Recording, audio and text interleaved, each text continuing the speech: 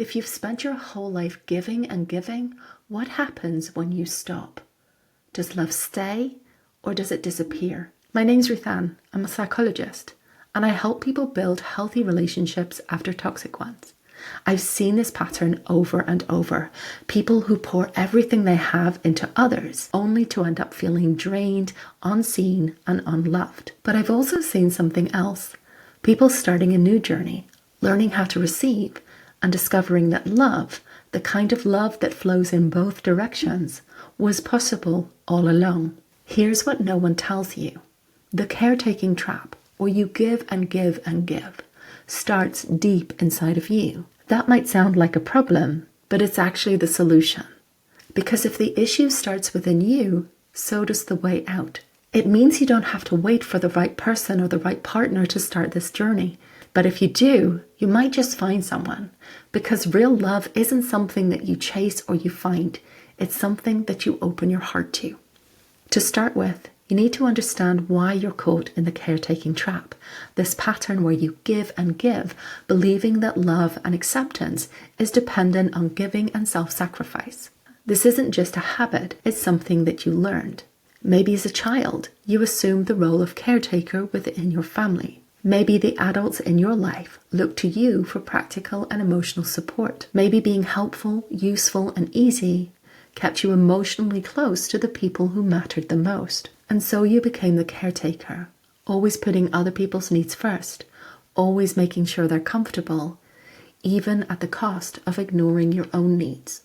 Fast forward to now, and you may still be in this same old pattern. You instinctively give to others far more than you'll ever receive, because it makes you feel needed, and in feeling needed, you hope to feel secure and irreplaceable. But instead of feeling secure, you end up feeling drained and anxious about what would happen if you were to stop giving. Because if you stopped giving, what would be holding the relationship together?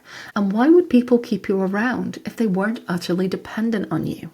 That fear keeps you stuck, because real love could never require you to earn your place through exhaustion. And that's exactly why we're going to dive into 3 practical steps for escaping this trap. Step 1 is to look back on your history, because caretaking isn't about other people, it's about what's happening deep inside of you.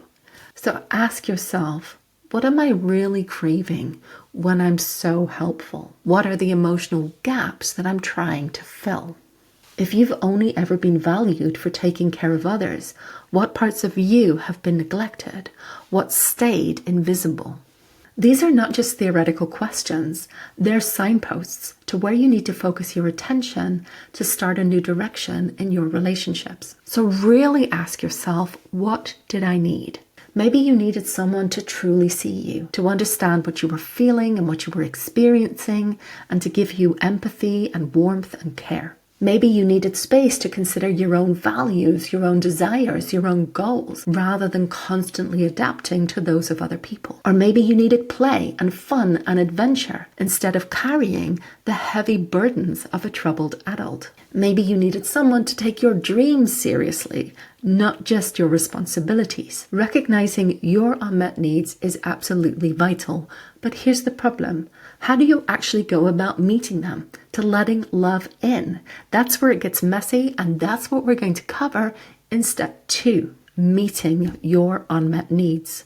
This means one step at a time, in small ways, allowing some of your unmet needs to be met, welcoming new experiences that give you things that you didn't have before. If you're able to do this, you really can rewire your relationship patterns. You can rewrite your story so you become someone who is capable of receiving love and care and support, not just giving it. Now I hear you. That sounds great in theory, Dr. Ruth. What do I actually do? And it is difficult. The steps I'm inviting you to make are going to feel really unnatural. But remember, very small changes over time build momentum and create real change. So let's talk about what it actually looks like. And I'll start with some of the steps that might feel less challenging and work up to the things that are going to feel really challenging.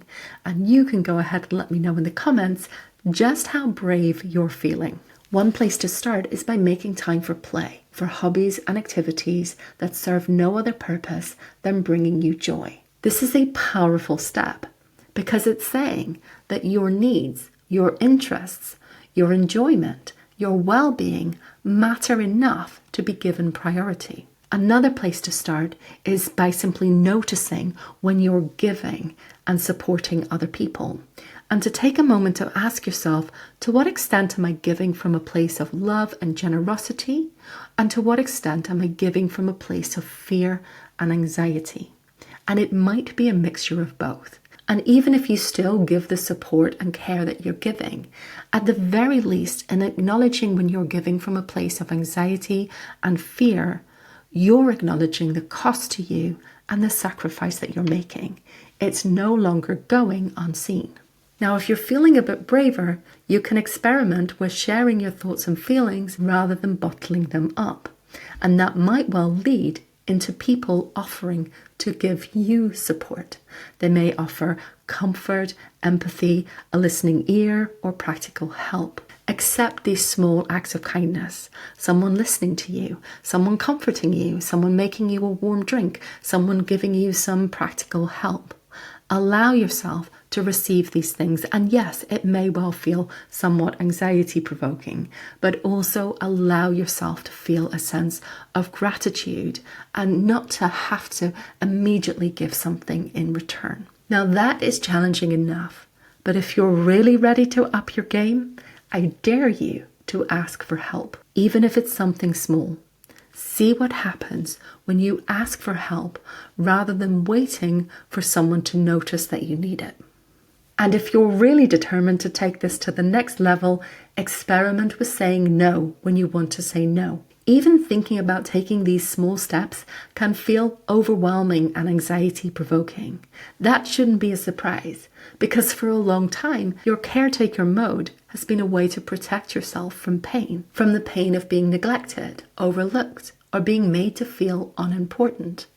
The way you prevent this pain is by being helpful, being useful, and never being too much of a burden on anyone else. So in asking you to give attention to yourself, to pay attention to your own needs, to receive support from other people, to ask for support from other people, and even to say no on occasion, part of you is absolutely terrified. The little you who adopted caretaking as a survival strategy is terrified. That part of you is going to be screaming, don't do it. If you're not useful, why would anyone want you around? And as for focusing on your own needs, well, how self-indulgent of you. Nobody wants to be around someone who's selfish. And asking for help, well, that's needy. You can't expect people to do that for you. And as for saying no, do you want people to abandon you? You are setting yourself up with false hope, and you are going to end up painfully disappointed. No wonder it feels so scary to let go of the caretaking trap. And this is where many people get stuck. They assume this terrible anxiety is a sign that something is wrong, and so they retreat, falling back into old patterns. But what if this anxiety is actually a sign that you're growing? And that's why step 3 is to welcome this anxiety.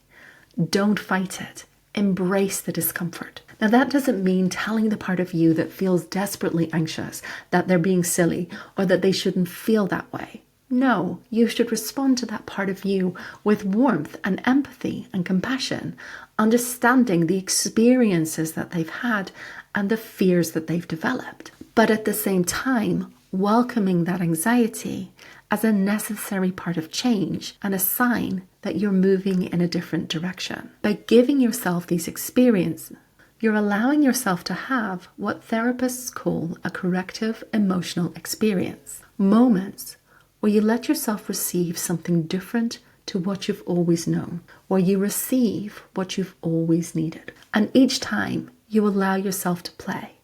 Each time you give some priority to your feelings and your needs, where you let yourself be seen and comforted and to receive support from other people, and you have the courage to set some boundaries. You're rewriting your story. You're proving to yourself that love doesn't need to be earned, that you can receive as well as give. So next time it feels like you've done something wrong because you did something for yourself, or you feel anxious because you're receiving from someone, or because you set a boundary, pause, take a breath, acknowledge the discomfort, and say to yourself, well, this is it. This is me giving myself the chance to change my patterns. I'm stepping into something new. I don't mean to imply that this is easy or straightforward. You're exposing yourself to some of your deepest fears, and it's intensely anxiety-provoking.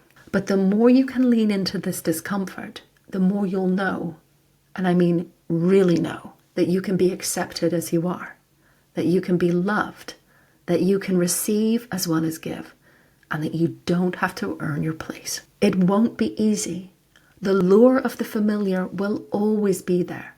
But on the other side of this process is real love. The kind of love where you can be valued and seen and cherished just for who you are, not for what you give. And if right now you're thinking, well, that sounds lovely, but in my life, I have a parent or a partner who is a taker, and they just take and take and take, and that's not going to change. Well, watch this video right here.